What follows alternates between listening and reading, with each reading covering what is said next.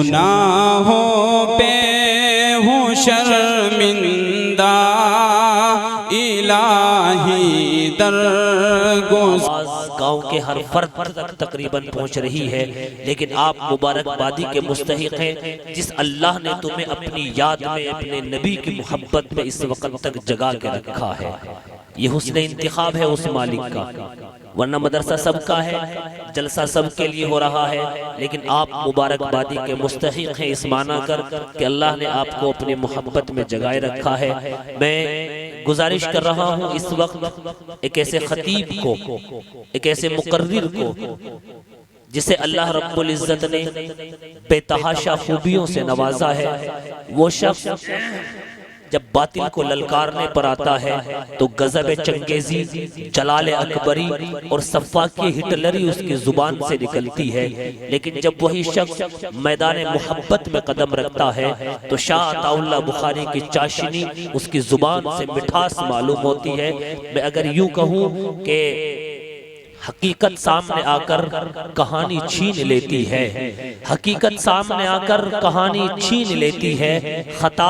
इंसान की आंखों का पानी छीन लेती है, और बुरी सोहबत से बचने की हमेशा फिक्र कर प्यारे, वरना ये अक्सर जवानों की जवानी छीन लेती है। उस शख्स को अल्लाह ने बेपनाह खूबियों से और सलाहियतों से नवाजा है। मैं अगर उसके ताल्लुक से ये कहूँ कि अल्लाह ने उसको अपनी वहदानियत का एक पहचान, एक नुमाया किरदार अता किया है, तो उसकी जुबानी में ये कह के बात को आगे बढ़ सकता हूँ कि शाम होते ही सूरज से हुकूमत छीन लेता है, शाम होते ही सूरज से हुकूमत छीन लेता है, सुबह होते होते सितारों से क़यादत छीन लेता है, और उसकी जमीन पे चलने का सलीका सीख लीजिए, उसकी जमीन पे चलने का, वरना तकब्बुर करने वालों से वो इज्जत छीन लेता है। अल्लाह रब्बुल इज्जत ने बेपनाह खूबियों और सलाहियतों से नवाजा है। मैं गुजारिश कर रहा हूँ, मैं उनको कुर्सी स्टेज के लिए बुला रहा हूँ, मिंबर नूर के लिए बुला रहा हूँ, उस जवां साल आलिम दीन को जो हमारे इस इलाके की इज्जत और आबरू के लिए एक नुमाया नाम बनकर मैदान खिताबत में उठ रहा है। निहायत ही अदब और एहतराम से गुजारिश गुजार हूँ, आलिए जनाब इज्जत मां बक़द्र ग्रामी जनाब मुफ्ती फ़हीम साहिब दामत बरकातुहुमुल आलिया इस वक्त हमारे दरमियान तशरीफ रखते हैं। ये अलग बात है कि खामोश खड़े रहते हैं, ये अलग बात कि खामोश खड़े रहते हैं, लेकिन जो लोग बड़े हैं वो फिर भी बड़े रहते हैं, और हमारा ऐसे बुजुर्गों से मिलता है हमारा शजरा जिनके कदमों में कई ताज पड़े रहते हैं। मिंबर नूर पर जलवा अफरोज है वो अजीम शख्सियत जिसके लिए मैं यूं कहूंगा कि लबों पे अपने दुआएं सजाए बैठा है, वफा की राह में खुद को मिटाए बैठा है, लबों पे अपने दुआएं सजाए बैठा है, वफा की राह में खुद को मिटाए बैठा है, और लगा सका न कोई आपके कद का अंदाजा, ये आसमां है मगर सर को झुकाए बैठा है। मिंबर नूर पर तशरीफ फरमा है हजरत मौलाना मुफ्ती फ़हीम साहिब जो खतीब मोहतरम होते हैं गढ़ी रसूलपुर।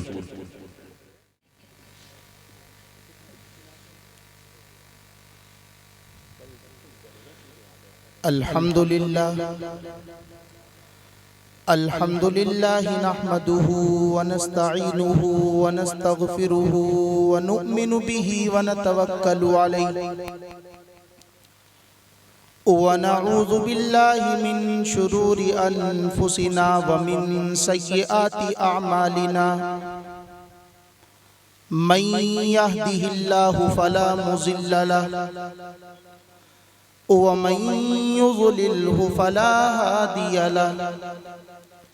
व नशहदु अल्ला इलाहा इल्लल्लाहु वहदहु ला शरीक लहु व नशहदु अन्न सय्यिदना व सनदना व शफीअना व तबीबना व मौलाना मुहम्मद अरसलहु बिल हक़्क़ि बशीरन व नज़ीरा व दाइयन इलल्लाहि बिइज़्निहि व सिराजम मुनीरा। अम्मा बादु फ़अऊज़ु बिल्लाहि मिनश शैतानिर रजीम। ला यअतीहिल बातिलु मिन बैनि यदैहि वला मिन खल्फिहि। वक़ाल नबी सल्लल्लाहु अलैहि वसल्लम इन्नल्लाह यरफ़उ बिहाज़ल किताबि अक़वामा व यज़अु बिही आख़रीन औ कमा क़ाल सल्लल्लाहु अलैहि वसल्लम।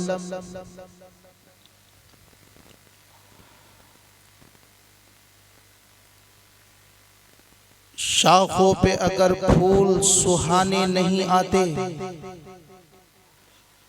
शाखों पे अगर फूल सुहाने नहीं आते, भौरे भी तो खुशबू को चुराने नहीं आते। अल्लाह ये कहता है करो अपनी हिफाजत, बुज़दिल को फरिश्ते भी बचाने नहीं आते।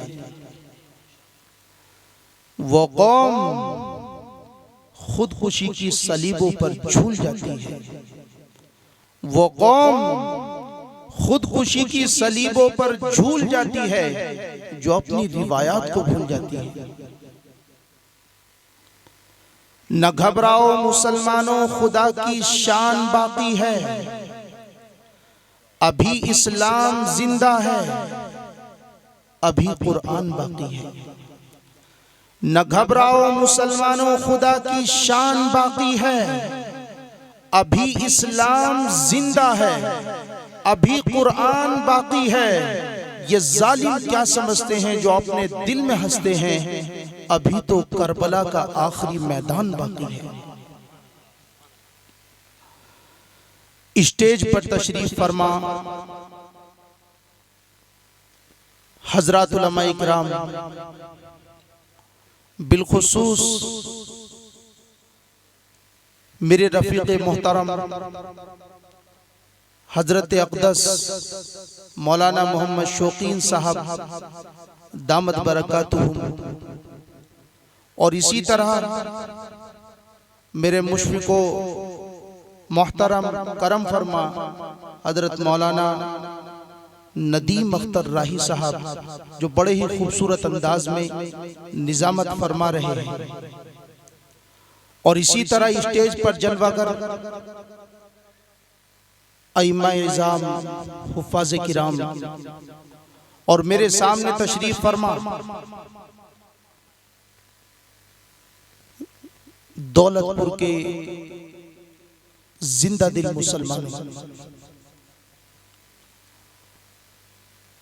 आप दौलतपुर के मदरसे में सर्दी के इस मौसम में अल्लाह और उसके रसूल की मोहब्बत में, कुरान की मोहब्बत में, हजरात उलमा की मोहब्बत में और इस मदरसे की मोहब्बत में तशरीफ फरमा है। अल्लाह से दुआ कीजिए कि अल्लाह ताला हम सब के इस इज्तिमा को, जमा होने को, हम सब की निजात का, बख्शिश का, मग़फ़िरत का जरिया बना दे। कोई सोच सकता है कि ये जामिया हुसैनिया का छोटा सा इजलास और जन्नत के फैसले, हजरात सहाबा इकराम ने तो बड़ी कुर्बानियां पेश की, तब जाकर अल्लाह ने उनके लिए जन्नत का ऐलान किया। हमें छोटी सी मजलिस में शिरकत पर जन्नत कैसे मिल सकती है? तो याद रखिए, अल्लाह की जात से ये बात बईद नहीं है। अल्लाह तबारक व तआला ने कुरान मुक़द्दस में एक वाक़िया ऐसा ही बयान किया है, नहनु नक़ुस्सु अलैका नबअहुम बिल हक़ इन्नहुम फित्यतुन आमनू बिरब्बिहिम व ज़िदनाहुम हुदा, कि एक जमाने में एक बादशाह खड़ा हुआ जिसने ये ऐलान किया, अना रब्बुकुमुल आला, कि मैं ही तुम्हारा खुदा हूँ, मैं ही तुम्हारा माबूद हूँ, लिहाजा मेरे ही सामने सजदे हो और मेरे ही सामने अपनी पेशानी को टेका जाए। तमाम कौम नादान थी, जाहिल थी, बेवकूफ थी, बादशाह को अपना खुदा जान लिया और उसके सामने अपना माथा टेकने लगी। लेकिन अल्लाह ने उन्हीं के दरमियान से चंद ईमान वालों को खड़ा किया और अल्लाह तबारक व तआला हर दौर के अंदर सही अकल वालों को जिंदा रखता है, जिन्होंने बादशाह के दरबार में हाजिर होकर उसकी आंखों में आंखें डालकर ये कहा, ओ जमाने वालों के खुदा, तो इन जमाने वालों का खुदा होगा, तो इन नादानों और बेवकूफों का खुदा होगा तो हमारा खुदा नहीं हो सकता। हमारा खुदा तो वो है जिसने आसमान को बगैर सुतून के खड़ा किया है, जिसने इस धरती को पानी पर बिछाया है और जिसने इस लुढ़कती हुई जमीन को पहाड़ों से थामा हुआ है। वकालू रब्बुना रब्बुस समावाति वल अर्ज़, हमारा रब तो वो है जिसने तुझे पैदा किया है, जिसने हमें पैदा किया है। हमारी ये पेशानी उस ही रब के सामने झुकेगी, हम तुझे कभी भी अपना रब तस्लीम नहीं कर सकते। उनकी गुफ्तगू सुनकर बादशाह को गुस्सा आया और बादशाह ने अपने सिपाहियों को बुलवाकर उनको गिरफ्तार कराया और जेल खाने में डाल दिया और ये फरमान जारी कर दिया कि 3 दिन के अंदर अगर ये अपने मजहब से फिरकर मेरे सामने सजदे के लिए राजी हो जाएं तो इनको आजाद कर देना, नहीं तो 3 दिनों के बाद इनको सूली दे दी जाएगी। जेल खाने के अंदर बैठकर अहले ईमान की इस जमात ने मशवरा किया कि क्या किया जाए। तो मशवरे में यह तय पाया कि अगर हम इस जेल के अंदर कैद रहे तो ये अपने मजहब में लौटा लेगा या फिर हमें सूली दे दी जाएगी। रातों रात जेल को तोड़ा और उन अहले ईमान ने वहां से निकलकर बस्ती में जब वो पहुंचे तो वहां एक बेजबान जानवर कुत्ता पड़ा हुआ था। जब उसने देखा कि अहले ईमान अपने ईमान की हिफाजत करने के लिए, अपने ईमान की सियानत के लिए जा रहे हैं, तो वो बेजबान जानवर कुत्ता भी उनके पीछे चला और उसने कभी आगे देखता है, कभी पीछे आ जाता है, कभी दाएं चला जाता है। उसके जहन में ये बात है अगर आगे से हमला होगा तो आगे से हिफाजत करूंगा, पीछे से हमला होगा तो पीछे से हिफाजत करूंगा, दाएं से हमला होगा तो हिफाजत करूंगा। वो अहले ईमान तो गार के अंदर चले गए और अल्लाह तबारक व तआला ने 309 साल तक उनके ऊपर नींद को तारी कर दिया और ये बेजबान जानवर कुत्ता उस गार के किनारे पर अपनी बाहें फैलाकर सो। वाक़िया लंबा है, मैं इसकी तफसील में जाना नहीं चाहता। बस आपको बताना यह है कि जब सैकड़ों साल के बाद अल्लाह का कुरान नाजिल हुआ, मुहम्मदुर रसूलुल्लाह तशरीफ लाए और आपकी ज़बान नबूवत खुली और आपने अपनी उम्मत से ये कहा कि कल क़यामत के दिन अल्लाह तबारक व तआला तमाम बेज़बान जानवरों को भी पैदा करेगा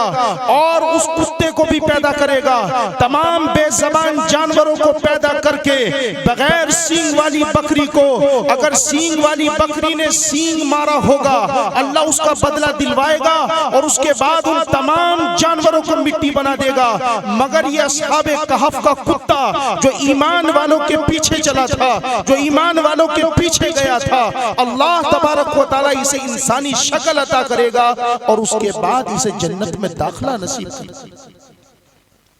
बताओ इस कुत्ते ने कौन सी इबादत की भाई? कितनी नमाजें पढ़ी? किया कुछ? बस अहले ईमान के पीछे चला,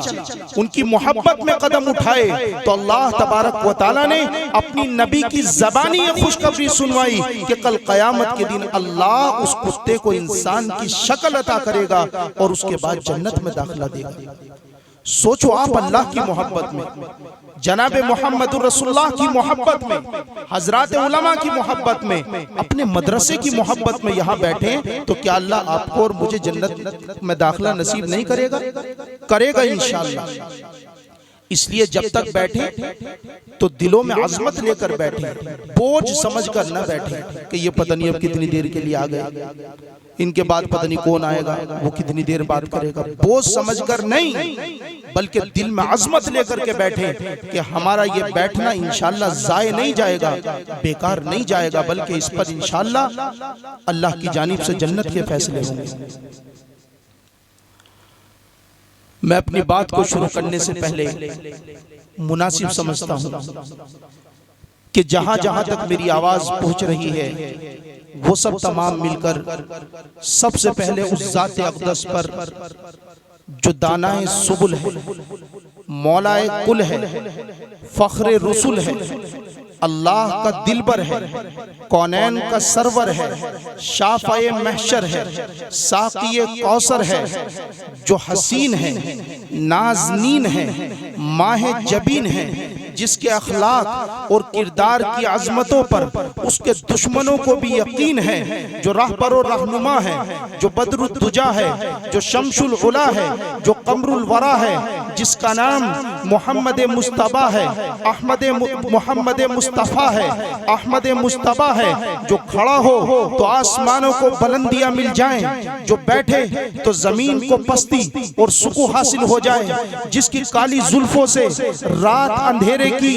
भीख मांगे, जिसकी चमकती पेशानी से सुबह सवेरा हासिल करे, जिसके पसीने की खुशबू से सारा आलम मुअत्तर हो जाए, और जब वो हंसे तो सितारे चमकने लगे, जब वो बोले तो बुलबुलें चहकने लगे, जिसकी खुशी से जन्नत मचलने लगे और जिसके गुस्से से जहन्नम उबलने लगे, उस मोहसिन इंसानियत पर दिल की अतः गहराइयों के साथ इश्क व मोहब्बत में डूबकर बआवाज़े बदन एक मर्तबा दुरूद व सलाम का नजराना पेश कर लें। अल्लाहुम्मा सल्ली अला मुहम्मद व अला आलि मुहम्मद कमा सल्लैता अला इब्राहीम व अला आलि इब्राहीम इन्नका हमीदुम मजीद। या रब्बि सल्ली व सल्लिम दाइमन अबदा अला हबीबिका खैरिल खल्क़ि कुल्लिहिम। मैं ज्यादा देर आपसे गुफ्तगू नहीं करूंगा, इसलिए कि मेरे बाद बिरादर कबीर हजरत अक़दस हजरत मौलाना मुफ्ती मोहम्मद वसीम साहब दामद बरकातुहुम, जो मेरठ की सरजमीन से चलकर आपके यहाँ तशरीफ ला रहे हैं, उनका तफसीली खिताब होगा और उसके बाद इंशाअल्लाह दुआ हो जाएगी।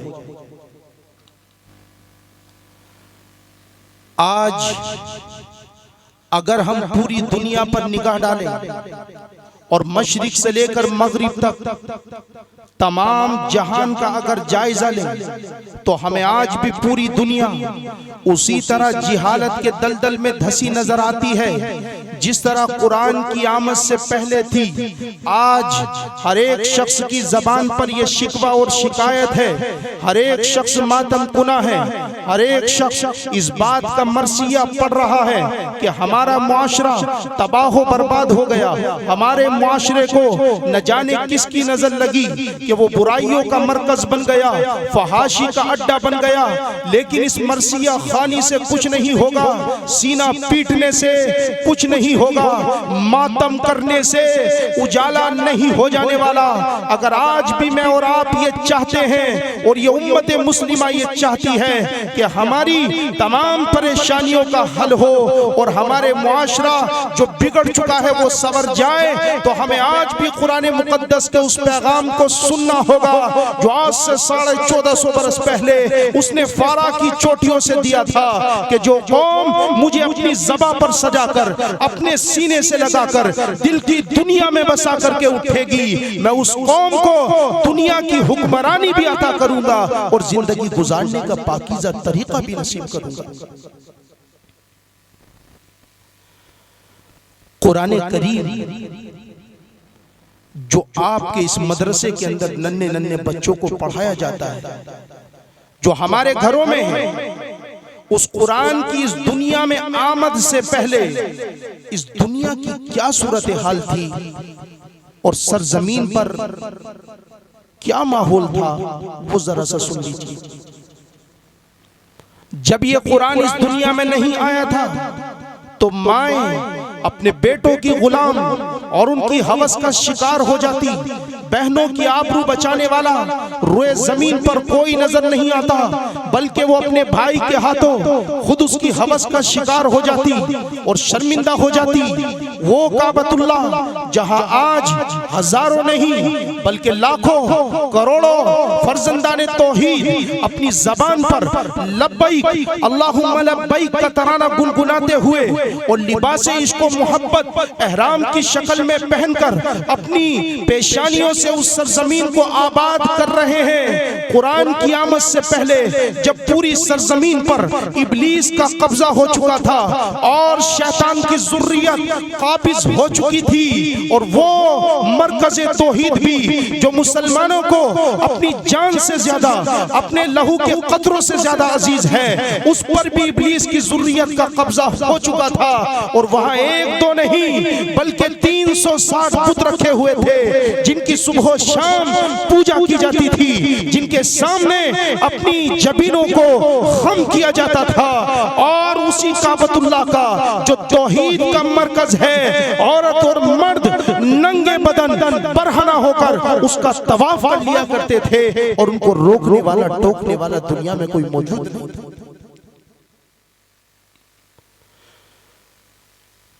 ये कुरान करीम के इस दुनिया में आमद से पहले का माहौल था। जब कुरान इस दुनिया में नहीं आया था, एक बाप अपनी बेटी को अपने हाथों से कत्ल करता, उसको जंगल ले जाता, अपने हाथों से गड़ा खोदता, गड़ा खोदते हुए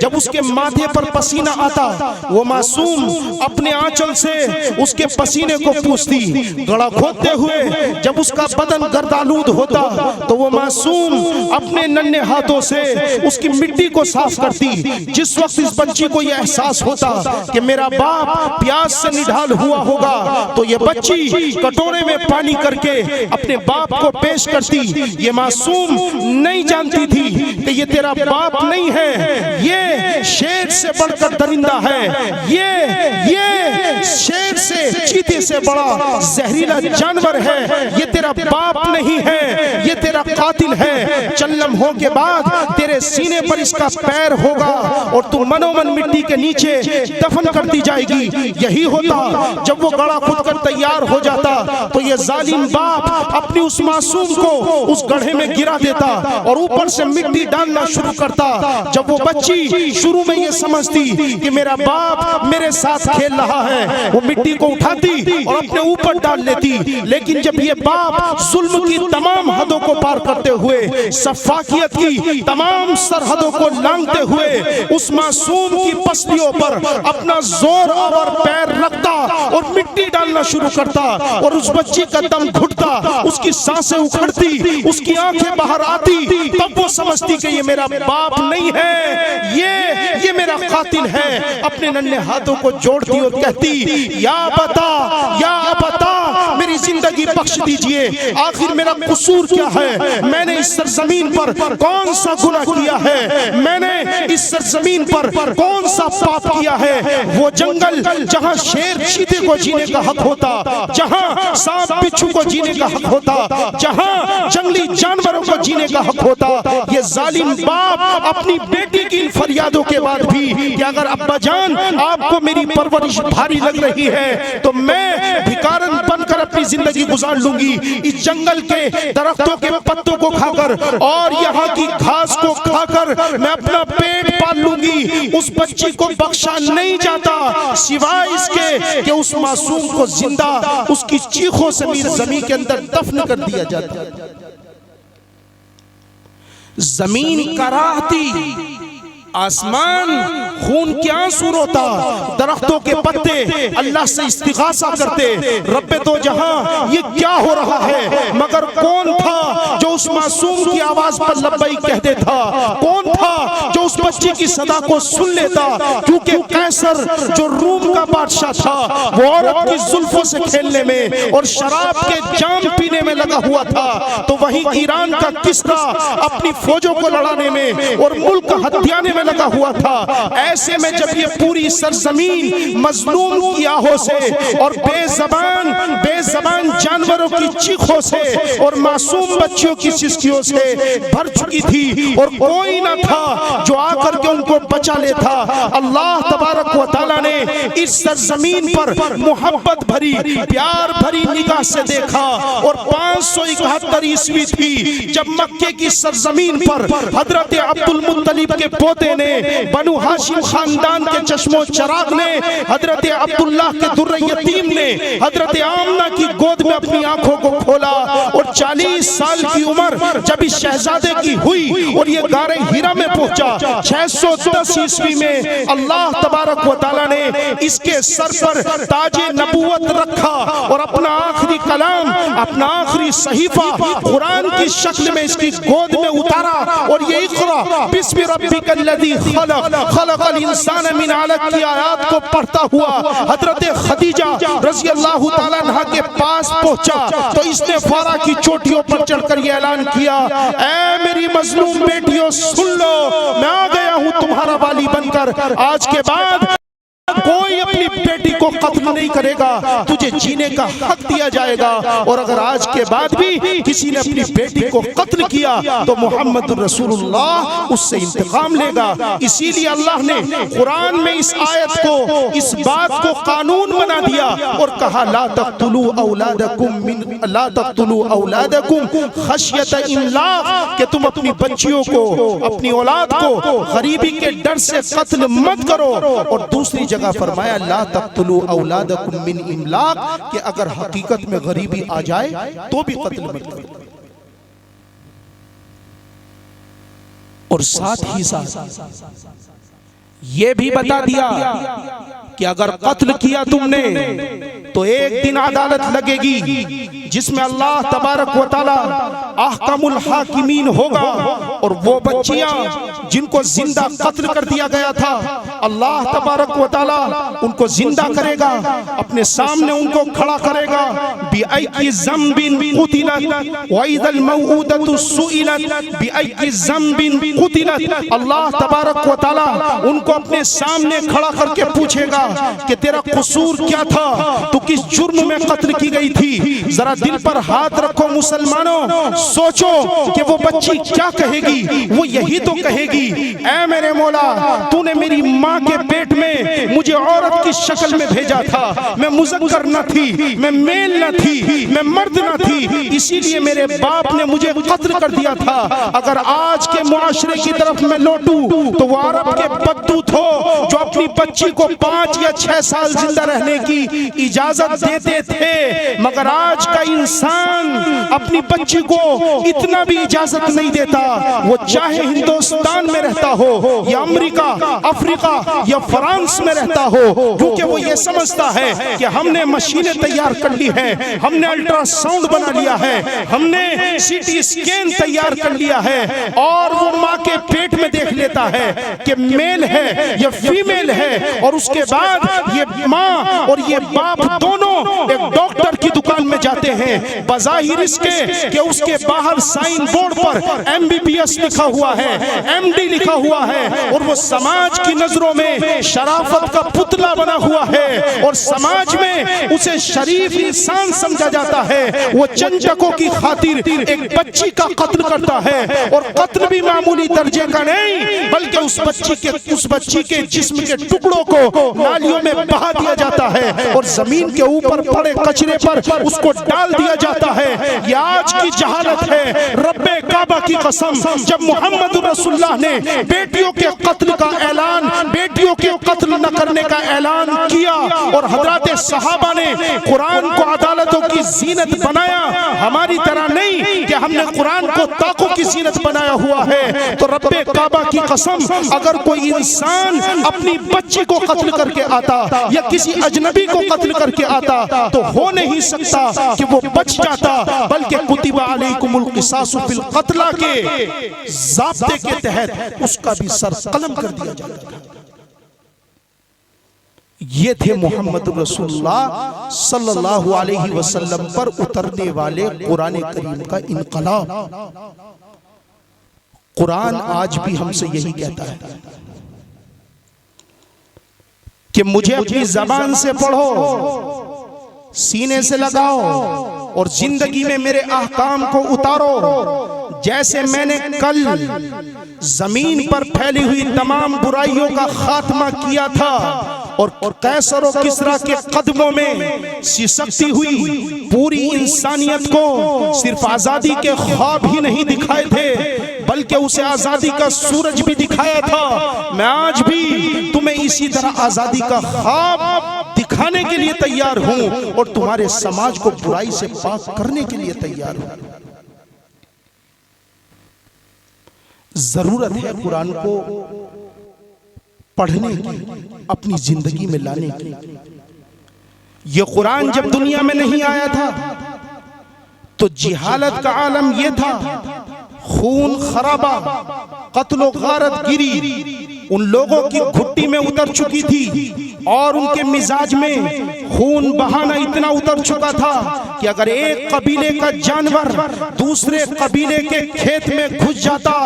तो वो इस मामूली सी बात पर उनकी तलवार नयाम से बाहर आ जाती। सिर्फ 4 महीने थे जो एहतराम वाले कहलाते थे, जिनमें उनकी तलवारें नयामों में जाती थी। बाकी 8 महीनों में उनकी तलवारें एक दूसरे की खोपड़ी पर पड़ती और उसके टुकड़े टुकड़े कर डालती थी। अगर एक आदमी दूसरे आदमी से यह शर्त लगा लेता कि सामने से आने वाली औरत के पेट में लड़का है या लड़की, तो उस औरत के घर में उस बच्चे की विलादत का इंतजार नहीं किया जाता, बल्कि ये दोनों लोग अपनी शर्त की तकमील को देखने के लिए उस औरत को वहीं लिटा देते और उस औरत के पेट को चाक कर दिया जाता और पेट से बाहर बच्चे को निकाल दिया जाता। शर्त जीतने वाला शर्त जीतने पर खुश होता और शर्त हारने वाला शर्त हारने की वजह से गमज़दा होता, लेकिन उस औरत के मर जाने का और बच्चे के ज़ाय हो जाने का दोनों में से किसी को गम नहीं होता था।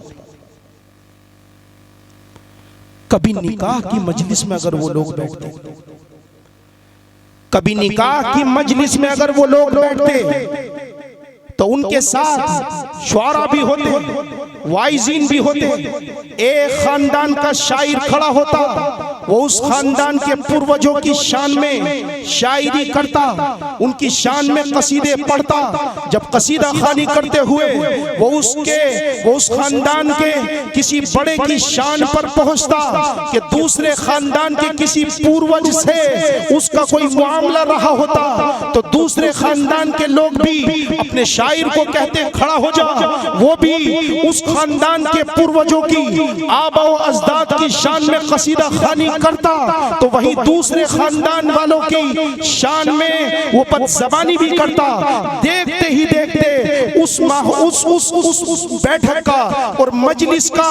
रंग बदल जाता, जहां वो लोग एक दूसरे के हाथों पर अपनी मोहब्बत का अपनी उल्फत का रंग चढ़ाने के लिए आए हुए होते। देखते ही देखते उनकी तलवारें बाहर आती, उनके नेज़े बाहर निकलते और देखते ही देखते उसका मंजर बदलता। इससे पहले कि वो एक दूसरे के भाई भाई बनकर अपनी उखुवत को निभाते, उससे पहले ही वो एक दूसरे की गर्दनें काटकर अपने हाथों को खून से रंग लिया करते।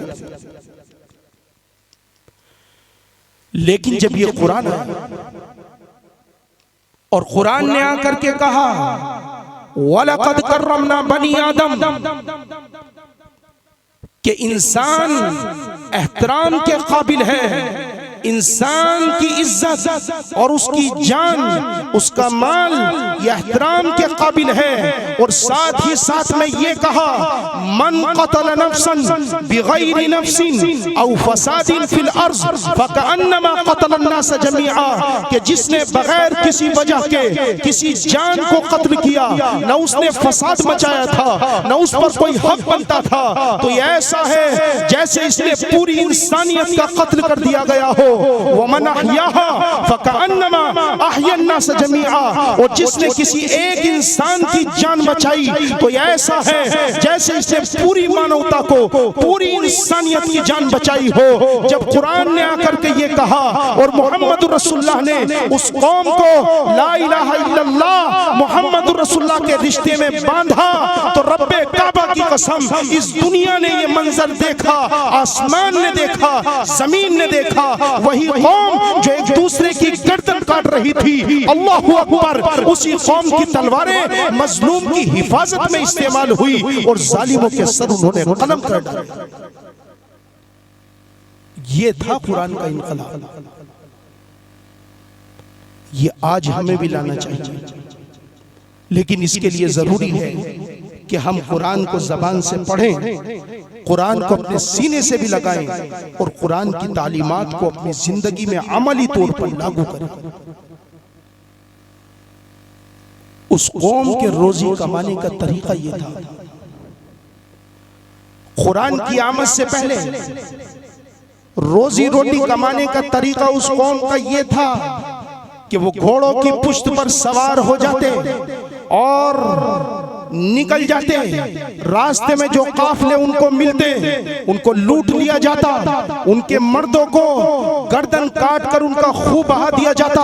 उनकी औरतों को वो अपनी बांधी और लोंडी बना लिया करते, उनके बच्चों को अपना गुलाम बना लेते और उनको फिर मंडियों में जानवरों की तरह बेचा जाता और पूरी दुनिया पर जंगल राज कायम था, कोई उनको कहने सुनने वाला नहीं था। लेकिन जब कुरान आया और कुरान ने आकर के उनको एहतराम सिखाया, कुरान ने आकर के उनको सिखाया कि इंसान इन्नमल मुमिनूना इख्वा, कि तुम तमाम एक दूसरे के भाई भाई हो, फासलिहु बैन अखवैकुम, अगर एक दूसरे में कभी मुनाफरत हो जाए, कभी झगड़ा हो जाए तो तुम्हारा काम माचिस की तिल्ली लगाने का और आग को भड़काने का, दुश्मनी को बढ़ाने का नहीं है, बल्कि तुम्हारा काम उन दोनों भाइयों में सुलह कराने का है। जब कुरान करीम के इन अहकामात को उन्होंने सुना तो फिर अल्लाह ने उनकी ऐसी तरबियत की कि वो इंसान नहीं बने बल्कि इंसानियत की मेराज पर जा पहुंचे। हजरत अबू बकर सिद्दीक रजी अल्लाह ताला अन्हु का दौर खिलाफत है। आपने सहाबा को बुलाया और सहाबा को बुला करके कहा कि हमारे शहर में जितनी बेवाएं हैं, हमारे शहर में जितनी बूढ़ी अम्माएं हैं जो बेआसरा हैं, जिनके सर पर कोई खिदमत करने वाला नहीं है, आज से हम मोहम्मद रसूलुल्लाह के गुलाम, मोहम्मद रसूलुल्लाह के दीवाने उनकी खिदमत किया करेंगे। एक लिस्ट तैयार की गई, उसमें बूढ़ी अम्माओं के नाम भी लिखे, उनके खिदमत करने वाले हजरात सहाबा के नाम भी लिखे। एक बूढ़ी अम्मा का नाम लिखा, उसके सामने उस्मान का नाम लिख दिया। एक बूढ़ी अम्मा का नाम लिखा, सामने नाम अली का लिख दिया, अब्दुर्रहमान इब्ने औफ का लिख दिया, हजरत उमर फारूक रज़ी अल्लाह ताला अन्हु एक दिन जब हजरत अबू बकर से मुलाकात के लिए आए, अबू बकर तो न मिले लेकिन ये लिस्ट उनको मिली जिस पर एक तरफ कमजोरों के नाम लिखे हुए थे और उनके सामने उनके खुद्दाम के नाम लिखे हुए थे। उमर रज़ी अल्लाह ताला अन्हु ने देखा कि एक बूढ़ी अम्मा का नाम है जिसके सामने उसके खादिम का नाम नहीं है। उमर फारूक रज़ी अल्लाह ताला ने सोचा कि क्यों ना खत्ताब के बेटे तू ही इस बूढ़ी अम्मा की खिदमत करके आ जाए। हजरत उमर रज़ी अल्लाह ताला ने नमाज फजर अदा की और नमाज फजर अदा करके उस बूढ़ी अम्मा के दरवाजे को जाकर खटखटाया। अंदर से आवाज आई, मन दक़ल बाब, किसने दरवाजा खटखटाया? तो जवाब दिया, खत्ताब का बेटा उमर है, तेरी खिदमत के लिए आया है। तुझे बर्तनों में पानी भरवाना हो तो बता दे, तुझे अपने घर में सफाई करवानी हो तो बता दे, तुझे घर में झाड़ू लगवानी हो तो बता दे। ये कौन है? ये उमर इब्ने खत्ताब है, ये मोहम्मद रसूलुल्लाह के वो सहाबी हैं जिनको अल्लाह ने दुनिया ही में जन्नत की बशारत सुना दी थी। लेकिन एक बूढ़ी अम्मा के घर पर जाकर उसकी खिदमत के लिए आवाज लगाई जा रही है। अंदर से आवाज आई, बेटा सुन, मेरी खिदमत के लिए तो एक शख्स आया था, वो मेरे बर्तनों को पानी से भरकर, मेरे घर में झाड़ू लगाकर, मेरे घर को साफ करके यहाँ से जा चुका है। उमर इब्ने खत्ताब ने पूछा, माई वो कौन है? तो जवाब दिया, बेटा जब वो मेरे घर में आता है वो इतना कहता है कि पर्दा शुरू हो चुका है, मैं अंदर चली जाती हूँ, वो मेरे घर की सफाई कर देता है, जरूरत को पूरा कर देता है और उसके बाद वो मुझे कहता है पर्दा खत्म हो गया तो मैं बाहर आ जाती हूँ। वो बाहर चला जाता है, नाम कभी उसने बताया भी नहीं, मैंने कभी पूछा भी नहीं। उमर इब्ने खत्ताब रज़ी अल्लाह ताला अन्हु के दिल में तजस्सुस बढ़ा और उमर इब्ने खत्ताब रज़ी अल्लाह ताला अन्हु ने अगले दिन नमाज फजर से पहले नमाज तहज्जुद पढ़ी और अपने घर नहीं गए बल्कि सीधे बूढ़ी अम्मा के घर चले गए और हस्बे मामूल दरवाजा खटखटाया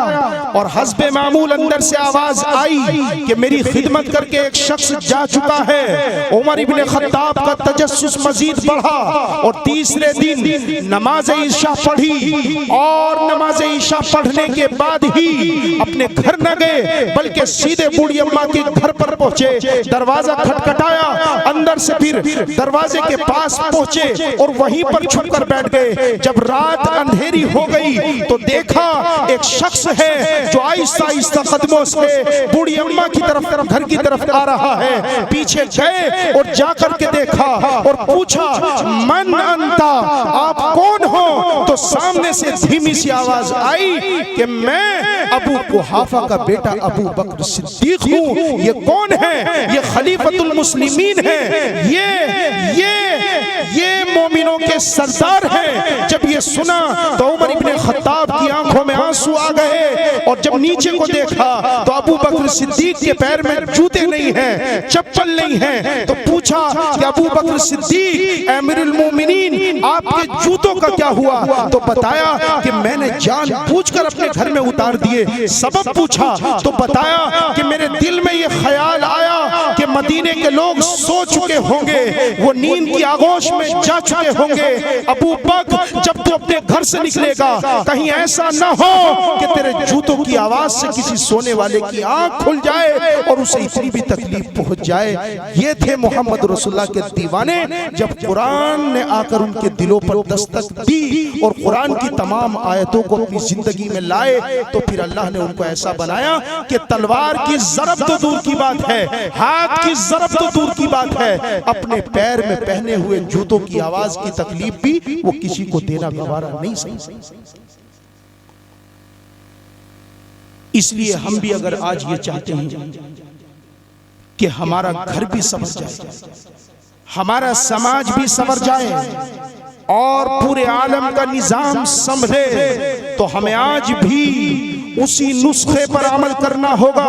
और वो नुस्खा यही है कि जबान से कुरान की तिलावत करनी होगी, कुरान को सीने से लगाकर इसकी तालीमात को अपनी जिंदगी में लाकर हमें उठना होगा। अल्लाह तबारक व तआला ने जैसे कल उस कौम को जो खून पी लिया करती थी, जो